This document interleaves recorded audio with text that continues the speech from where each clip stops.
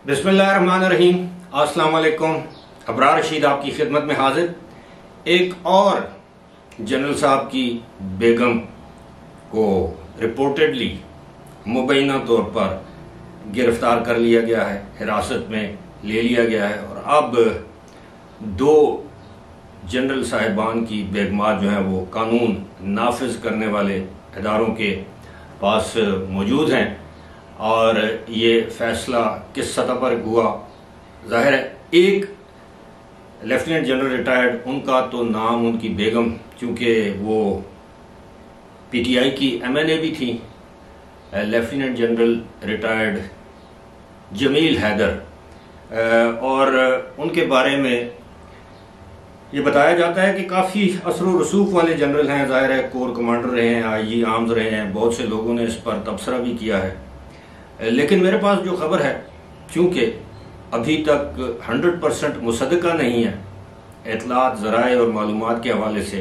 तो मैं मुनासिब समझता हूँ कि मैं उन मेजर जनरल साहब का नाम ना लूँ जिनके बारे में बताया जाता है कि वो भी रिटायर्ड हैं और उनकी अहलिया को भी हिरासत में ले लिया गया है और यकीनन 9 मई के वाक़यात के हवाले से उनको हिरासत में लिया गया है, यानी वो बराह रास्त इसमें मुलव्वस थी। मैं थोड़ा सा आपको इसका बैकग्राउंड बताता हूं कि ऐसा क्यों किया जा रहा है। बैकग्राउंड ये है कि 2016 की बात है, उस वक्त के आर्मी चीफ जनरल राहील शरीफ, जब ये इनका ओहदा जाने के दिन थे, उससे चंद माह पहले ये नवंबर में रिटायर हुए थे। इनकी जगह जनरल कमर जावेद बाजवा को आर्मी चीफ बनाया गया था नवाज शरीफ की जानिब से।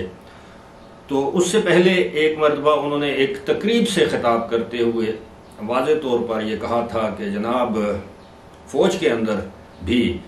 करप्शन बर्दाश्त नहीं की जाएगी और अकाउंटेबिलिटी यानी एहतसाब का अमल शुरू किया जा रहा है और पाकिस्तान की तरक्की और खुशहाली के लिए ज़रूरी है कि तमाम इदारों को करप्शन से पाक कर दिया जाए। उसके बाद 12 या 13 फ़ौज के अफसरान को गिरफ्तार किया गया और उनमें उस वक्त एक लेफ्टिनेंट जनरल थे,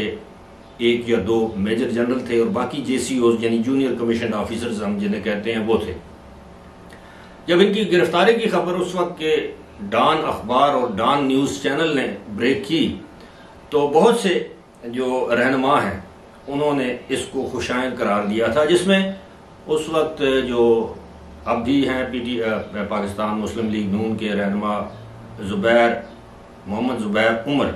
जो कि असद उमर के भाई हैं, उन्होंने इसकी तारीफ की थी और साथ ही ये भी कहा था कि ऐसा तासुर ना दिया जाए कि सिर्फ मुस्लिम लीग नून के खिलाफ कोई कार्रवाई हो रही है। आर्मी के अंदर तत्हीर या अकाउंटेबिलिटी का अमल काबिल सताइश है, लेकिन PTI की तरफ भी नज़र दुनाएं, वहाँ पर भी बहुत से ऐसे अनासर हैं। इस पर शाह महमूद कुरैशी ने जनाब तालियां बजाई थी कि ज़बरदस्त काम हुआ है और अब उम्मीद है कि सियासत में भी तथहीर और अकाउंटेबिलिटी का काम शुरू होगा। और उसके बाद फिर आपने देखा कि फिर सियासत में मियां नवाज शरीफ को 436 अफराद में से अलग करके पनामा केस और वो जो कुछ भी है वो अब तारीख का हिस्सा है। तो एक ग्राउंड बनाया गया था, एक ज़मीन तैयार की गई थी। जिस तरह हम फसल लगाने के लिए पहले ज़मीन को तैयार करते हैं, उसमें पानी देते हैं, उसमें खाद डालते हैं, उसको बाकायदा आबियारी, उसमें बीज डालते हैं, फिर आबियारी की जाती है। तो इसी तरह उस ज़माने में ये तासुर देने की कोशिश की गई थी, बल्कि तासुर मिला था कि एक लेफ्टिनेंट जनरल जो कि IGFC थे बलूचिस्तान में, जिनका नाम लेफ्टिनेंट जनरल उबैदुल्ला था, और जो मेजर जनरल थे फिर उनकी जगह उनको IGFC बना दिया गया। उनसे बताया गया कि जो मुबैना तौर पर जो उन्होंने करप्शन की थी, वो लूटी हुई रकम भी बरामद की, वापस ली, उनकी तमाम मराहत हासिल कर ली गई, लेकिन सवाए पेंशन के, पेंशन उनकी ख़त्म नहीं की गई थी। तो अब एक मरतबा फिर आर्मी के अंदर ये जो मामलात शुरू हैं, यानी अपने ही अदारे के लोग जो उस सारे वाक़े में साने में मुलव्वस थे, 9 मई के जो वाक़यात हैं, जिस तरह आपके इल्म में खदीजा शाह जो हैं वो साबिक आर्मी चीफ की नवासी हैं, उनको गिरफ्तार किया गया। इसके अलावा आपके इल्म है कि कोर कमांडर लाहौर वो फयाज सलमान गनी वो हिरासत में हैं, यानी कम अज़ कम इंक्वायरी हो रही है उनसे। इसी तरह 2 और सर्विंग मेजर जनरल्स हैं जिनके बारे में कहा जाता है वो GOCs जनरल ऑफिसर्स कमांडिंग थे, जो उनके मातहत थे, उनके खिलाफ इंक्वायरी हो रही है, वो भी हिरासत में हैं। और बहुत से सीनियर अफसरान जो हैं वो हिरासत में हैं। कल तो 1-2 बाखबर किस्म के, आप ये समझ लें कि एंकर हजरात ने यहाँ तक दावा कर दिया कि जनाब तकरीबन 100 रिटायर्ड सीनियर फौजी अफसरान की लिस्टें तैयार कर ली गई हैं जिन पर ये इल्ज़ामात हैं कि न सिर्फ वो तहरीक इंसाफ के सहूलतकार थे, 9 मई के वाक़यात में बिल वास्ता या बिला वास्ता मुलव्वस थे, बल्कि उनके बैरून मुल्क बहुत बड़े एहसासे हैं। अब पता नहीं इस खबर में किस हद तक सदाकत है। तो ये मेरे कहने का मकसद ये है, मतलब ये है कि एक ग्राउंड तैयार किया जा रहा है या ज़मीन तैयार की जा रही है कि जनाब कल को जब सिविलियंस पर हाथ डाला जाएगा तो उनके पास कोई जवाब नहीं होगा कि हमारे साथ ये ज्यादती हो रही है, क्योंकि उनको ये तासुर मिल चुका होगा कि जनाब हमने अपने साबिक सीनियर अफसरान की बेगमात तक को नहीं छोड़ा। अब इस हवाले से कुछ जो हमारे रिटायर्ड फौजी अफसरान हैं या लोग हैं या वेटरन्स हैं, जो भी आप उनको नाम दें, एक ट्विटर अकाउंट है, आप यकीन कीजिए मैं चाहते हुए भी उस अकाउंट को आपके सामने पेश नहीं कर सकता, अगर मैं उसकी तशहीर नहीं करना चाहता। अलबत्ता उसका नाम है ब्रिगेड 111। आप यकीन करें कि उसमें जो आर्मी चीफ के खिलाफ जो कुछ जहर उगला जा रहा है, जिस तरह की गालियां दी जा रही हैं, और तमाम फौज के अंदर, और ये कहा जा रहा है कि 6 लाख फौज जो है वो खुदा न खास्ता, मतलब बायात किस्म की उसकी उसमें गुफ्तगू है कि उठो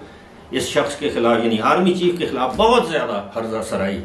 की जा रही है। अब पता नहीं वो अकाउंट कहाँ से ऑपरेट होता है, पाकिस्तान से बाहर से, किसी मुल्क से उसको वाकई कोई रिटायर्ड आर्मी ऑफिसर ऑपरेट कर रहा है, या इस तरह का कोई इंसान है भगोड़ा जिस तरह वो आदिल राजा है, या इस तरह का कोई किरदार है, या किसी और मुल्क से आर्मी के नाम पर वो अकाउंट ऑपरेट हो रहा है। मेरे इल्म में ये बात नहीं है, लेकिन उसमें यह कहा जा रहा है कि 76 साल में किसी आर्मी चीफ ने रिटायर्ड फौजी अफसरों की बेगमात के खिलाफ, उनकी साहबजादियों के खिलाफ इस तरह की हरकत नहीं की जो हरकत इस वक्त जनरल आसिम मुनीर कर रहे हैं। और ये कहा गया कि एक खामोश मुआहिदा है फौज के अंदर कि हम अपने जर्नैलों की औलाद को, जर्नैलों की बीवियों को कभी तंग नहीं करेंगे, चाहे वो रिटायर हो जाए। उनकी इज्जत या पर कभी हर्फ या आंच नहीं आने देंगे, चाहे वो इस दुनिया से ही क्यों ना चले जाए, यानी अनटचेबल्स। अब जाहिर है फौज तब्दील हो चुकी है, ये बात उन्हें हजम नहीं हो पा रही, और एक एक करके उनको अलग करके पहले समझाया जाता है, फिर जाहिर है जिन लोगों के हाथ किसी जुर्म से रंगे हुए हैं या रंगे हाथों पकड़े गए हैं उनके खिलाफ तो कार्रवाई होगी। अब ये जो सिलसिला शुरू हुआ है इसमें एक मैसेज है, एक पैगाम है, वो ये है कि हमने अपने घर से सफाई का सिलसिला तो शुरू कर दिया है, अब सिविलियन गवर्नमेंट किस हद तक जाती है। और ये पैगाम ना सिर्फ हुकूमत के लिए है बल्कि उन मुल्ज़मान के लिए है जो इस मामले में सारे वाक़े में साने में मुलव्वस थे, बल्कि अदलिया के लिए एक बहुत बड़ा पैगाम है कि जनाब अगर आप अपनी हदूद से तजावुज़ करते हुए उन कौमी मुजरमों को माफ़ करते हैं, उनको कोई रिलीफ देते हैं, उनको छूट देते हैं, तो फिर आपके खिलाफ भी कार्रवाई होगी। अब आप अंदाजा कीजिए ना कि जिन्ना हाउस जैसे है, कायदे आज़म का घर था, चाहे उसमें उनकी रिहाइश थी नहीं थी, लेकिन कायदे आज़म के नाम से मंसूब था और वो उनकी प्रॉपर्टी थी। कायदे आज़म मोहम्मद अली जिन्ना की वो प्रॉपर्टी थी, और इसी तरह की उनकी प्रॉपर्टी बॉम्बे, जैसे आप मुंबई कहते हैं, वहां पर है, दिल्ली में है, जिन्ना हाउस के नाम से। अब जरा आप 2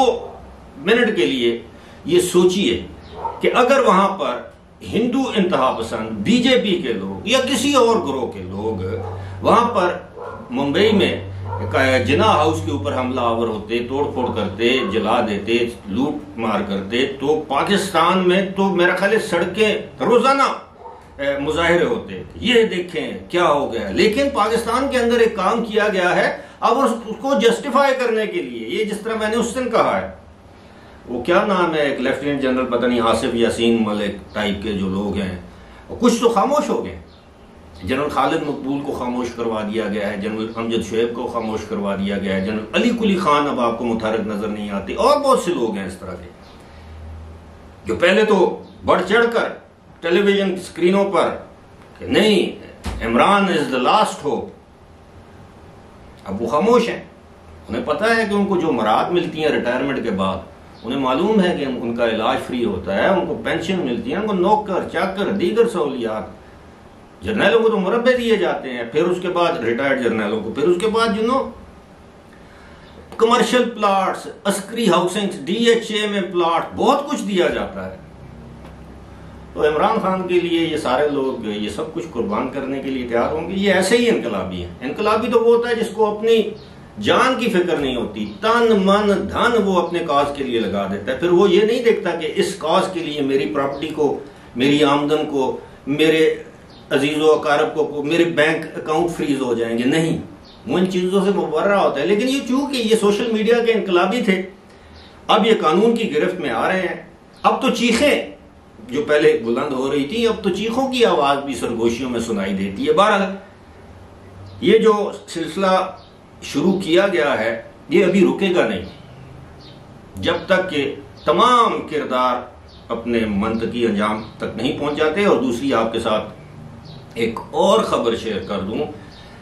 कि जो मिलिट्री कोर्ट्स के अंदर जो ट्रायल्स हैं